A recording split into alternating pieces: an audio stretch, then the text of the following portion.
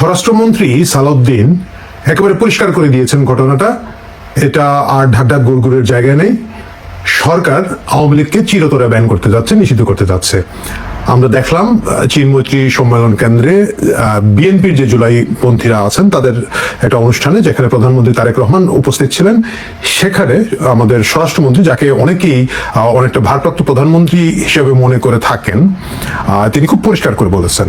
এবং কি বলেছেন কথাটা একটু শুনে আসা যাক। প্রথমে, আওয়ামী লীগের রাজনৈতিক পতন হয়েছে, আওয়ামী লীগের রাজনৈতিকভাবে নিপাত হয়েছে, নির্মূল হয়েছে, দাফন হয়ে গেছে দিল্লিতে।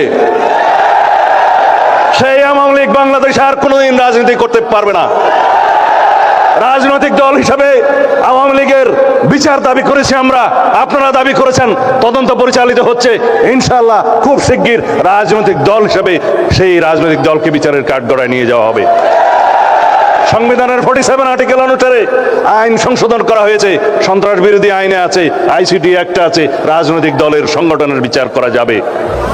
তাহলে এটা পরিষ্কার যে আওয়ামী লীগকে এখন আর রাজনীতি করতে দেওয়া হবে না। মানে এতদিন পর্যন্ত আওয়ামী লীগকে যেভাবে রাখা হয়েছে সেটা হচ্ছে কার্যক্রম নিষিদ্ধ দল, মানে দল বৈধ কিন্তু কার্যক্রম করতে পারবে না। মানে আমরা দেখেছি যখন 5 আগস্টের পরে ডক্টর ইউনূস সরকার বাংলাদেশের শত শত সাংবাদিকের ব্যাংক অ্যাকাউন্ট ফ্রিজ করেছিলেন। অ্যাকাউন্ট আপনার, টাকার মালিক আপনি, কিন্তু এটাকে অনেক উদ্ভট এবং অবাস্তব ভাবে বলা হয়েছিল এবং আপনার টাকা আপনি ব্যাংক থেকে তুলতে পারবেন না। দীর্ঘদিন ফ্রিজ ছিল, অনেকেরই খুলেছে, আমি জানি না সকলের খুলেছে কিনা না। আমার নিজের এত টাকা পয়সা নাই, সুতরাং আমার এইসব টেনশন নাই। বাট যে কথা যাচ্ছিলাম, আওয়ামী লীগ এতদিন ছিল কার্যক্রম নিষিদ্ধ কিন্তু দল বৈধ, একটা উদ্ভট অবস্থা। কিন্তু এখন যে জিনিসটাতে আমরা দেখতে পাচ্ছি যাচ্ছে, যেটা হচ্ছে আন্তর্জাতিক ট্রাইব্যুনালে এখানের মধ্যে আওয়ামী লীগকে দল হিসাবে বিচার করা হবে। এই অপশনটা ছিল, এই অপশনটা আইনটা সংশোধন করা হয়েছিল যাতে করে যুদ্ধাপরাধী সংগঠন হিসাবে জামাতেকে এবং অন্যান্য যুদ্ধাপরাধী যে রাজনৈতিক দল এবং সংগঠনগুলো ছিল তাদেরকে বিচার করা যায়। ইতিহাসের ট্র্যাজেডি হচ্ছে আওয়ামী লীগ এই আইনটা কখনো ব্যবহার করে নাই, যদিও সিভিল সোসাইটির পক্ষ থেকে, সাধারণ জনগণের পক্ষ থেকে একটা জোর দাবি ছিল। কিন্তু এজ ইউজুয়াল আওয়ামী লীগের সমন্বয়ের ভালোবাসার তিরিতির রাজনীতির কারণে জামাতে ইসলামকে তারা ব্যান করে নাই, বরং তারা একেবারে আগস্ট মাস শেষে জুলাইয়ের চূড়ান্ত মুহূর্তে জামাত ইসলামকে ব্যান করে একটা হাস্যকর পরিস্থিতি তৈরি করেছিল। সে কথায় না যাই, আমরা মূল কথায় চলে আসি। মূল প্রশ্নটা হচ্ছে আওয়ামী লীগকে কি আদৌ ব্যান করা সম্ভব? তাহলে আওয়ামী লীগ এর আগেও কিন্তু ব্যান করা হয়েছে, আওয়ামী লীগ এর আগেও কিন্তু শাস্তির মুখে পড়েছে। যেমন ধরেন 1958 সালে আইয়ুব খানের মার্শালের সময় রাজনৈতিক দলগুলো নিষিদ্ধ করা হয়, তার মধ্য দিয়ে আওয়ামী লীগ পড়ে যায়। বাট সেটা একটা বাল্ক কাহিনী ছিল। কিন্তু আওয়ামী লীগকে শুধু আওয়ামী লীগ হিসেবে এর আগে নিষিদ্ধ করা হচ্ছে মুক্তিযুদ্ধের সময় 1971 সালে। ইয়াহিয়া খানের সামরিক শাসক তখন আওয়ামী লীগকে অফিসিয়ালি নিষিদ্ধ করে দিয়েছিল। ইয়াহিয়া খানের পরে এখনকার সরকার আবার আওয়ামী লীগকে নিষিদ্ধ করার একটা উদ্যোগ নিচ্ছেন এবং এটা আইসিটি আইনের মাধ্যমে তারা করে ফেলবেন। এই বিষয়ে সালাউদ্দিন সাহেবের বক্তৃতার পরে আমি মোটামুটি নিশ্চিত। এর আগে কিছু কিছু আশাবাদী লোকজন মির্জা ফখরুল ইসলাম আলমগীরের একটা দুটো বক্তব্য থেকে ভেবেছিলেন যে হয়তো বিএনপি আওয়ামী লীগকে কোনো একটা স্পেস দিতে পারে। কিন্তু বেচারা মির্জা ফখরুল ইসলাম আলমগীরের নিজেরই স্পেস কতটুকু বর্তমানের সরকারের মধ্যে আছে সেটা নিয়ে আলাপ আছে, ভিন্ন প্রসঙ্গ, আমরা না বলি। মির্জা ফখরুল ইসলাম আলমগীরকে ব্যক্তিগতভাবে আমি খুব পছন্দ করি, সজ্জন রাজনীতিবিদ। বাট বর্তমান রাজনীতিতে তিনি কতটুকু ছিলেন বা না ছিলেন, জুলাইয়ের আন্দোলনের এই মঞ্চ তাকে দেখলাম না, জানি না, হয়তো সুস্থ আছেন, বাইরে আছেন। বাট বিএনপি আসলে চালাচ্ছেন সালাউদ্দিন আহমেদ, এবং সালাউদ্দিন সাহেব যখন খুব বোল্ডলি বলেছেন যে আওয়ামী লীগ নিষিদ্ধ হবে, সেটা নিষিদ্ধ হবে। এটা কি বাস্তবসম্মত হচ্ছে কিনা না, সেটা হচ্ছে আজকের আলোচনা। কারণ আমরা এর আগে বিশ্বের বিভিন্ন দেশে দেখেছি অনেক জনপ্রিয় রাজনৈতিক দলগুলোকে এইভাবে নিষিদ্ধ করা হয়েছে। খুব বড় উদাহরণ যদি আমরা বলি, আমরা আর্জেন্টিনার দিকে তাকাতে পারি। 1955 সালে সেখানে পেরেনি বলে একটা পার্টি ছিল, ওয়ান পেরোনি বলা যেত বোধহয় ওনার নাম, আমি একটু যদি দেখে নেই বা না দেখলে বলতে পারি, যেটা হচ্ছে ওয়ান প্যারনকে ক্ষমতাচ্যুত করা হয়েছিল 1955 সালে। আর্জেন্টিনাতে সামরিক শাসন জারি করা হয়েছিল এবং তার দলকে নিষিদ্ধ করা হয়েছিল। কিন্তু সেই দল বিভিন্ন ছদ্মাবরণে সেখানে ছিল, শ্রমিক সংগঠন হিসাবে ছিল, যুব সংগঠন হিসাবে ছিল, যেটাকে আমরা এখানে ছাত্ররা সংগঠন বলতে পারি। এই ধরনের প্রেক্ষাপটের মাধ্যমে দলটা টিকে ছিল এবং পরবর্তীতে তারা আবার নির্বাচনের মাধ্যমে ক্ষমতায় এসেছে। 17 বছর লেগেছে, আপনি যদি বিএনপির কথাই ধরেন, বাংলাদেশে বলেন, তারা তো নিষিদ্ধ ছিল না, বা 17 বছর তারা কি করতে পেরেছে? ঘটনাচক্রে জুলাইয়ের আন্দোলনের ফলভোগী তারা, কিন্তু যদি জুলাইয়ের যে কোটা আন্দোলনের মাধ্যমে ভিন্নভাবে যদি আন্দোলন না হতো, বিএনপির নেতৃত্বে যদি আন্দোলন হতো, বিশ্বাস করেন আমি জানি, আপনি জানেন এবং বিএনপি নেতারাও জানেন, মানে আজকে জুলাইয়ের ওই অনুষ্ঠানের মধ্যে তারাও বলেছেন আমরা লুকিয়েছিলাম, আমরা লোক পাঠিয়েছি, পরিচিত মুখ যায় নাই। ছাত্রদল নেতারা পর্যন্ত বলেছেন যে ছাত্রদলের নেতারা যারা সম্মুখ সারি, যাদের মুখ খুব পরিচিত, তারা চেষ্টা করেছেন যাতে ক্যামেরার সামনে না পড়েন। মানে তারা নিজেরাই জানতেন যে জনগণের মধ্যে তাদের বিশ্বাসযোগ্যতা, বিশ্বস্ততার জায়গাটা খুব একটা ছিল না। কিন্তু বিএনপি এক ধরনের ব্যান থাকার পরেও কিন্তু এখানে এসেছে। সালাউদ্দিন সাহেব বলেছেন আওয়ামী লীগের দাফন হয়ে গিয়েছে দিল্লিতে, একই অবস্থা কিন্তু বিএনপির দাফন হয়ে গিয়েছিল লন্ডনে, বা যদি বলেন শিলংয়ের কথা না বলি, কিন্তু লন্ডনে দীর্ঘদিন তারেক রহমান ছিলেন। কোনো একটা বড় পলিটিক্যাল ইম্প্যাক্ট তিনি বাংলাদেশে তার নেতাকর্মীর বাইরে তৈরি করতে পারেন নাই। এই বাস্তবতাটা আমি জানি বিএনপির বন্ধুরা এখন ফেসবুকে কমেন্টের বক্সে আমাকে গালি দেবেন, বাট ভাই সকলে মিলেই আমরা যদি খুব নিরপেক্ষভাবে বিচার করি তাহলে এটা বাস্তব। আসলে আওয়ামী লীগের কথা বলি। আওয়ামী লীগ নিষিদ্ধ করবেন, কিন্তু আওয়ামী লীগের সমর্থকদের কি হবে? আমাদের কাছে একটা জিনিস মনে রাখতে হবে, একটা দ্বন্দ্ব, একটা কনফ্লিক্টের মাধ্যমে রাজনীতি এগিয়ে যায়। একটা পক্ষ থাকে, একটা বিপক্ষ থাকে। বাংলাদেশে এখন পক্ষ হচ্ছে বিএনপি এবং জামাত ইসলাম। আপনি যেভাবেই দেখেন বিএনপি এবং জামাত ইসলাম একই রাজনীতি সাবস্ক্রাইব করে। ঠিক যে কারণে ধরেন জাতীয় পার্টি টিকতে পারলো না, কারণ জাতীয় পার্টি বিএনপি একই জিনিস, দুটোই একই প্রক্রিয়ার মধ্য দিয়ে জন্ম হয়েছে, এবং যেটা বড় সেটা ছোটটাকে দুর্বল করবে, মেরে ফেলবে। সুতরাং সেখানে জাতীয় পার্টি টিকতে পারে। কিন্তু বিএনপি এবং জামাত দুটো মিলে একটা শক্তি হিসেবে আছে এবং তাদের ভোট কনভার্টেবল। সুতরাং যদি জামাতকে তখন নিষিদ্ধ করে দেওয়া হতো, জামাতের 6% ভোট ছিল, 6 to 7% ভোট সেটা বিএনপিতে চলে আসতো, কারণ এইটা একটা সেগমেন্টের ভোট। একইভাবে আওয়ামী লীগের যে ভোটটা আছে, যেটা হচ্ছে ধরেন মুক্তিযুদ্ধের ভোট, তাদের যে থিওরিটিক্যাল জায়গাগুলো আছে, যে তাত্ত্বিক জায়গাগুলো আছে, সেটার একটা হচ্ছে যে তারা মুক্তিযুদ্ধের পক্ষে শক্তি, দ্বিতীয়টি হচ্ছে ধরেন তারা ধর্মনিরপেক্ষতা আছে, বাঙালিয়ানার মধ্যে আছে, নারী স্বাধীনতা আছে, নারী বিশ্বাসের মধ্যে আছে, এবং এই জায়গাগুলো যদি না একটা বিকল্প রাজনীতি তৈরি হয়, এরা যাবে কোথায়?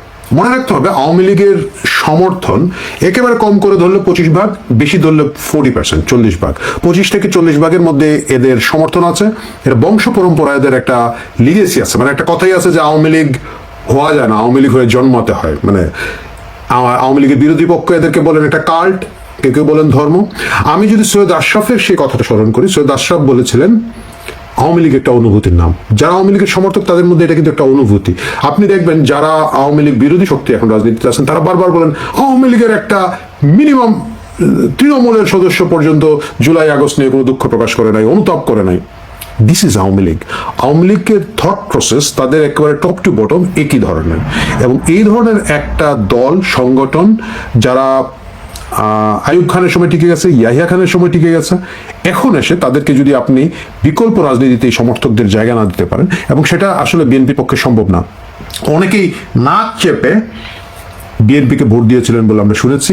তারা আশা করেছিলেন যে ওকে, জামাতের চেয়ে বেটার, সেটা আমিও মানি, এবং তারা আশা করেছিলেন যে বিএনপি একটা লিবারেল দল হিসেবে, একটা প্রগ্রেসিভ দল হিসেবে তা আবার একটা ইমার্জ করবে। এই ধরনের একটা ভাইব তারা কিন্তু নির্বাচনের আগে দিয়েছিলেন। কিন্তু বাস্তবতা হচ্ছে বিএনপি জামাতের সাথে খুবই কাছাকাছি একই ধরনের রাজনীতি করে থাকে। আমি আজকে জুলাই অনুষ্ঠানের কথাই যদি বলি, আপনি জুলাইয়ের অনুষ্ঠানে আমি দেখলাম প্রায় 3.5 ঘন্টার একটা অনুষ্ঠানে জামাত তাও মঞ্চের নিচে কিছু নারী টারি রেখেছিল, আমরা দেখেছি কিছুদিন আগে 11 দলের নামে। বিএনপির কিন্তু মঞ্চে কোনো নারী ছিলেন না, এবং বিএনপি একজনকে মাত্র, আমি যতটুকু দেখেছি 3.5 ঘন্টার প্রোগ্রামে, একজন মাত্র শহীদের মাকে বক্তৃতা দিয়েছেন। বাকি পুরোটাই কিন্তু একটা পুরুষতান্ত্রিক অনুষ্ঠান ছিল, এবং যাকে দেওয়া হয়েছে তার আগে কিন্তু উপস্থাপকে বলছিলেন জুলাই আগস্টে কিন্তু নারীরাও নেমে এসেছিলেন তাদের ভাইদেরকে রক্ষা করতে, সন্তানদেরকে রক্ষা করতে, খাবার দিয়েছেন, পানি দিয়েছেন। অ্যাবসলিউটলি ফলস কথা।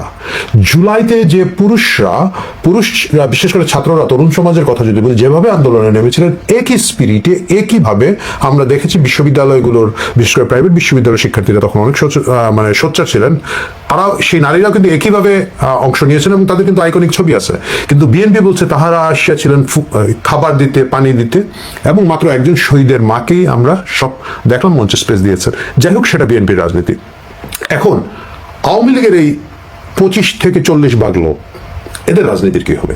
এই রাজনীতিটা থাকবে, এই রাজনীতি টিকে থাকবে, কারণ হচ্ছে মুক্তিযুদ্ধকে ধারণ করার যে সুযোগ অন্যান্য রাজনৈতিক দলের ছিল, আমরা দেখেছি তারা সেই রাজনৈতিক সদিচ্ছাটা প্রকাশ করেন নাই। আমি যদি একবারে বিএনপির কথা বলি, বিএনপি খুবই কনফিউজড একটা দল। বিএনপি একই দিকে বলে মুক্তিযুদ্ধের ঘোষক শহীদ প্রেসিডেন্ট জিয়াউর রহমান আমাদের প্রতিষ্ঠাতা, আমাদের এখানে অনেক খেতাবপ্রাপ্ত মুক্তিযোদ্ধা ছিলেন, সেটা বাস্তব। প্রচুর মুক্তিযোদ্ধা, বিশেষ করে জিয়াউর রহমানের সহকর্মী যারা ছিলেন তখন, তারা বিএনপি করেছেন। আমরা একেবারে শওকত সাহেব থেকে শুরু করে যদি আরো অনেকে, ইভেন কর্নেল অলি পর্যন্ত যদি আমরা আসি, যদিও কর্নেল অলি এখন জামাতে চলে গেছেন, বাট এরা ছিলেন বিএনপির সাথে। কিন্তু বিএনপি কিন্তু মুক্তিযুদ্ধকে কখনোই অ্যাবসলিউটলি ধারণ করে নাই, কারণ তাদের পিছনে ওই জামাত অংশের যে একটা টানাটানি আছে, এই টানাটানিটা কিন্তু তাদের রয়ে গেছে। ভাই অনেক গরম, গামছি, মাফ করে দিন। যাই হোক, সুতরাং মুক্তিযুদ্ধের পক্ষে আর কোনো বিকল্প শক্তি নাই, এবং এই স্পেসটা আওয়ামী লীগ এককভাবে, আমরা বলি যে আওয়ামী লীগ ছিনতাই করে নিয়েছে মুক্তিযুদ্ধের চেতনা বিক্রি করে। বাস্তবতা হচ্ছে আওয়ামী লীগের কাছ থেকে এটা টেনে এনে যে আমরা বিক্রি করব, আমরা বাকিরা সেটা করি না, করতে চাই না। এবং এই কারণে আমরা ধর্মনিরপেক্ষতাকে প্রমোট করতে চাই না, বা একটা সেকুলার পরিস্থিতি যেখানে সকল নাগরিকের সহাবস্থান, এটাকে আমরা প্রমোট করতে চাই না। আমরা শেষ পর্যন্ত গিয়ে ওই বিভিন্ন জঙ্গি গোষ্ঠীর খপ্পরে পড়ে যাই। আমরা বাংলা ভাই থেকে শুরু করে ইংলিশ ভাই হই, আরবি ভাই হই, উর্দু ভাই হই, ফার্সি ভাই হই, কিছু একটা হই। এই জায়গাটা আওয়ামী লীগের রাজনীতিটা রয়ে যাবে। এবং ইতিহাসে কিন্তু এই ঘটনা আছে। আমি একটু আগে যে আপনাদেরকে যে উদাহরণটা দিয়েছিলাম আর্জেন্টিনা থেকে, আর্জেন্টিনার বাইরে যদি যান, আপনারা মনে আছে মিশরের ব্রাদারহুডকে কিন্তু নিষিদ্ধ করা ছিল, বছরের পর বছর মুসলিম ব্রাদারহুড নিষিদ্ধ ছিল। কিন্তু আরব স্প্রিং এর পরে তারা কিন্তু ক্ষমতা আসলো। হ্যাঁ, টিকতে পারে না অন্য কারণে। তারা তো আসলে জামাতের মতোই অতি উৎসাহিত হয়ে, অতি লাফালাফি করে, ফ্রিজ দাও, পর্দা দাও, এই দাও, সেই দাও, নিজের মেয়ের নামে বরাদ্দ নিজে নিজে দিয়ে দাও, মানে এই কাহিনীগুলো তো ওরা করে, মানে এরা নিজেদের নিয়ন্ত্রণ করতে পারে না। কন্ট্রোল করার ক্ষমতা এই রাশমিকা মান্দাকারের সমর্থকদের নাই। এই জায়গায় গিয়ে তাহলে জামাত টাইপের দল হিসাবে মুর্শি টিকতে পারে না, বাট তারা ক্ষমতায় এসেছিল। আপনি যদি টার্কির দেখেন, টার্কিতে কিন্তু এখন ইসলামী ভাবাপন্ন রাজনৈতিক দলগুলোই ডমিনেট করছে, শুধু ক্ষমতার ব্যাপারটা না, পুরোটাই তারা ডমিনেট করছে। এই টার্কিতে কিন্তু দীর্ঘদিন ধরে এদেরকে নিয়ন্ত্রণ করার বা কন্ট্রোল করার কথা ছিল। অনেকে বলেন, আমি শুনেছি যে মুক্তিযুদ্ধের মাধ্যমে তো মুসলিম লীগ অ্যাবসলিউট হয়ে গিয়েছিল, জুলাই আগস্টের মাধ্যমে আওয়ামী লীগ হয়ে যাবে। এরা আসলে ইতিহাসটা জানেন না। 70-এর নির্বাচনে কিন্তু মুসলিম লীগ কোনো ফ্যাক্টরি ছিল না, এবং বিশেষ করে আইয়ুব খানের শাসন শুরু হওয়ার পরে, যুক্তফ্রন্ট সরকারের ক্ষমতার পরে, ওই সময় থেকে মুসলিম লীগ কিন্তু স্বাধীন পাকিস্তানে খুব একটা জোরদার অবস্থান ছিল না। 70-এর সময় তাদের অনেকগুলো ফ্র্যাকশন ছিল, কনভেনশন মুসলিম লীগ, অমুক মুসলিম লীগ, ব্র্যাকেট করা ছিল, এবং তারা সকলে মিলেও মনে হয় 2% ভোট, 1% ভোট পায় নাই। আওয়ামী লীগের পরে 70-এ পূর্ব পাকিস্তান তখনকার বা বাংলাদেশে দ্বিতীয় শক্তিশালী দল ছিল জামাত। তাদের তখন 6 to 7% ভোট ছিল। এখন পর্যন্ত জামাতের এই 6 to 7% ভোট আছে। মানে গত নির্বাচনের কথা বাদ দেন, এটা এনিওয়ে আপনারা জানেন। এর আগ পর্যন্ত যেগুলোকে আমরা নির্বাচন হিসাবে ধরি, সেগুলোতে জামাতের ভোট 6 to 7% ছিল, মানে ওই ভোটটা কমে নাই। একইভাবে আওয়ামী লীগের 25 to 40%, মানে 25 কখনোই ওরা পায় নাই, 30 to 40% যদি ধরি, আমি ধরলাম দীর্ঘদিন ক্ষমতা থাকার কারণে তাদের জনপ্রিয়তা হারিয়ে গেছে, ইত্যাদি ইত্যাদি যদি হয়, 25 থেকে 40 ভাগ লোক আছে, এবং এরা কোথাও যাবে না। এদের একটা বিরাট অংশ বংশ পরম্পরায় আওয়ামী লীগ করে, বিরাট অংশ আওয়ামী লীগের যে পলিটিক্যাল ফিলোসফি সেটাকে সাবস্ক্রাইব করে, সে মুক্তিযুদ্ধকে সাবস্ক্রাইব করে, সে ধর্মনিরপেক্ষতাকে সাবস্ক্রাইব করে, বাঙালি সংস্কৃতিকে সাবস্ক্রাইব করে, যেখানে আওয়ামী লীগের বাইরে একটা বিকল্প রাজনৈতিক দল এখন পর্যন্ত তৈরি হয় নাই, তৈরি হওয়ার আশু কোনো সম্ভাবনা নাই। বরঞ্চ ওই ধরনের কোনো কথা যারা আওয়ামী লীগের বাইরে থেকে বলতে চায়, এদেরকে দমিয়ে রাখার জন্য জামাত এবং তার ছোট জামাত, বিচি জামাত যেগুলো আছে, সবাই মিলে এগুলাকে দোসর, এগুলাকে স্বৈরাচার, ফেসিবাদ ইত্যাদি বলে দমিয়ে রাখার চেষ্টা করবে। স্বাভাবিকভাবে জামাত ঘরানার যে উগ্র ডানপন্থী যে পলিটিক্সটা, সেটা হচ্ছে অন্যকে দমন করে ফেলার একটা পলিটিক্স। তাহলে 25 থেকে 40 ভাগ লোককে যদি আপনি রাজনৈতিক স্পেস না দেন, এইটার যে একটা প্রতিক্রিয়া হবে, ইমিডিয়েট হবে না। এটা সালাউদ্দিন সাহেব এবং আমি দুজনেই একমত হব, খুশির ব্যাপার, কিন্তু এটা একটা বিরাট প্রতিক্রিয়া হবে। সেই প্রতিক্রিয়া সামাল দেওয়ার মতো সাংগঠনিক দক্ষতা, রাজনৈতিক প্রজ্ঞা কোনোটাই বিএনপির নেই। সুতরাং আগামী দিনে আওয়ামী লীগ নিষিদ্ধের এই প্রক্রিয়ার মাধ্যমে এতগুলো মানুষকে রাজনীতির বাইরে ফেলে রেখে যদি মনে করা হয় এই দেশে শান্তি আসবে, সেটা সম্ভব না, এটা বাস্তব না। এবং সেই কারণেই আমার কাছে মনে হয় বিএনপি তার নিজের স্বার্থেই ভেবে দেখা উচিত, তারা যে সিদ্ধান্ত নিচ্ছেন, সালাউদ্দিন সাহেবের জোশে যে সিদ্ধান্ত নিচ্ছেন, সেই সিদ্ধান্ত শেষ পর্যন্ত তাদেরকে পস্তাতে হয় কিনা। আমাদের 2 গালে জুতা মেরে তারেক রহমান বলে দিলেন যে তোমরা যতই সমর্থন করো, আমি কিন্তু আমার অন্তরের প্রেম, আমার রাজনৈতিক বৃদ্ধি বিকাশ, আমার চিন্তা ভাবনা, সেগুলো প্রকাশ থেকে আমি বিরত থাকবো না। মুখে বিরত আছে কিন্তু কাজে বিরত নাই। তার একটা বহিঃপ্রকাশ আমরা দেখলাম আমান আজমিকে সম্মানিত করার চেষ্টা করার মধ্য দিয়ে। এর সাথে আর দুইজন 150-এর মধ্যে অনেক আছে, আমি তো সবগুলোকে চিনিও না, বাট প্রত্যেকটা যে চরমপন্থী জঙ্গি এতে কোনো সন্দেহ নাই। আসলে বাংলাদেশের সামনে না একটা ভয়াবহ বিপদ অপেক্ষা করছে। এই বিপদটা নিয়ে আসছে বিএনপি, এই বিপদের সবচেয়ে বড় ভিকটিম হবে বিএনপি, কিন্তু সাথে সাথে বাংলাদেশের 16 কোটি 18 কোটি মানুষ কিন্তু এই বিপদের সম্মুখে পড়বে। এবং এখান থেকে উদ্ধার করার জন্য শেখ হাসিনা ছাড়া, আওয়ামী লীগ ছাড়া আর কেউ কিন্তু অবশিষ্ট নাই। প্রধানমন্ত্রী তারেক রহমান স্বাধীনতা বিরোধী জঙ্গি চরমপন্থী 150 জন সামরিক কর্মকর্তাকে ভূতাপেক্ষ প্রমোশন দিলেন। এর মধ্যে আছে আমান আজমি, গোলাম আজমের ছেলে, আছে বিখ্যাত হাসিন নামে এক উন্মাদ চরমপন্থী, আরো আছে আব্দুল হক, কর্নেল আব্দুল হক নামে এক ব্যক্তি যাকে আমরা চিনি 24-এর জঙ্গি উত্থানের পর যে নানানভাবে ব্যাখ্যা করেছে ওয়াকার প্রধানমন্ত্রী শেখ হাসিনার আত্মীয় হয়েও কি সাফল্যের এবং চাতুর্যের সাথে প্রধানমন্ত্রী শেখ হাসিনার সাথে বিশ্বাসঘাতকতা করেছে। তারেক রহমান এই পদোন্নতির মাধ্যমে কি প্রমাণ করলেন সেটা নিয়ে আমার এই বক্তৃতা। তিনি প্রমাণ করলেন যে বিএনপিকে আমরা যতই বলি কোনোভাবেই তারা মুক্তিযুদ্ধপন্থী হতে পারছে না। দ্বিতীয় হলো বিএনপি কিন্তু ভারত এবং আমেরিকা দুটো দেশকেই মোটামুটি বৃদ্ধাঙ্গুলি দেখাচ্ছে। আসুন আলোচনাটা করি কিভাবে। দেখুন, আমাদের সবচেয়ে বড় দুর্ভাগ্য কি, আমরা যারা বাংলাদেশের মানুষের একটা সহাবস্থান চাই, বিএনপি আওয়ামী লীগ, তাদেরকে বিএনপি নামক দলটাকে আমাদের কিন্তু পৃষ্ঠপোষকতা দিতে হয়, সমর্থন করতে হয়, তাদের পক্ষে কথা বলতে হয়। অথচ আমাদেরকে কিভাবে অসম্মান করে বিএনপি দেখেন। জিয়াউর রহমান গোলাম আজমকে বাংলাদেশে নিয়ে এসে বাংলাদেশে জামাতের আমির করে তাকে দিয়ে রাজনীতি শুরু করিয়েছিল। জিয়াউর রহমান আরো প্রসিদ্ধ অনেক স্বাধীনতা বিরোধীকে রাজনীতিতে তো পুনর্বাসনই শুধু না, যেমন শাহ আজিজকে প্রধানমন্ত্রী বানিয়েছিল, সবুর খানকে পুনর্বাসিত করেছিল। নানান স্বাধীনতা বিরোধী দলগুলোকে জিয়াউর রহমান বাংলাদেশে রাজনীতি করার সুযোগ করে দেয় এবং তাদেরকে দিয়ে মেজরিটি তাদেরকে দিয়ে উনি ওনার বিএনপি দলটাকে ভর্তি করে। পরবর্তীতে এখন দেখা যাচ্ছে যে তার ছেলে তারেক রহমান গোলাম আজমের ছেলেটাকে ব্রিগেডিয়ার, তাকে এখন লেফটেন্যান্ট জেনারেল বানিয়েছে বা লেফটেন্যান্ট জেনারেল বানিয়েছে, আরো অনেক টাকা পয়সা দিয়েছে, এগুলো আপনারা জানেন। আমরা চরমভাবে কিন্তু অপমানিত হলাম তারেক রহমান দ্বারা। আমরা বলতে আমি সহ যারা তারেক রহমানের দল বাংলাদেশে টিকে থাকুক, তাদের আমরা যারা ভালো চাই। গোলাম আজমের ছেলেকে তো আমরা সবাই চিনি। এই ছেলে যখন আওয়ামী লীগ সরকার ক্ষমতায় ছিল, গোলাম আজমকে যখন জেলে নেওয়া হয় তখন সে অনেক ভদ্র কথা বলেছিল এবং তাকে দেখে যে কোনো চরমপন্থী, চতুর চরমপন্থীকে আপনারা এই অবস্থায় দেখবেন, এমনকি জামাতকেও দেখবেন, প্রতিকূল পরিবেশে ওরা অত্যন্ত ভদ্র ব্যবহার জানে, মানুষের মন কাটতে পারে, সেরকম ব্যবহার করত। কিন্তু 2024-এর জঙ্গি উত্থানের পর এই চরমপন্থীকে কোথাও ধরে রাখা হয়েছিল, আর্মি ধরে রেখেছিল বলা হচ্ছে, এবং সেখানে তাকে 5 স্টার হোটেলে যে ধরনের সুযোগ সুবিধা দেওয়া হয় সেই ধরনের সুযোগ সুবিধা রাখা হয়েছিল।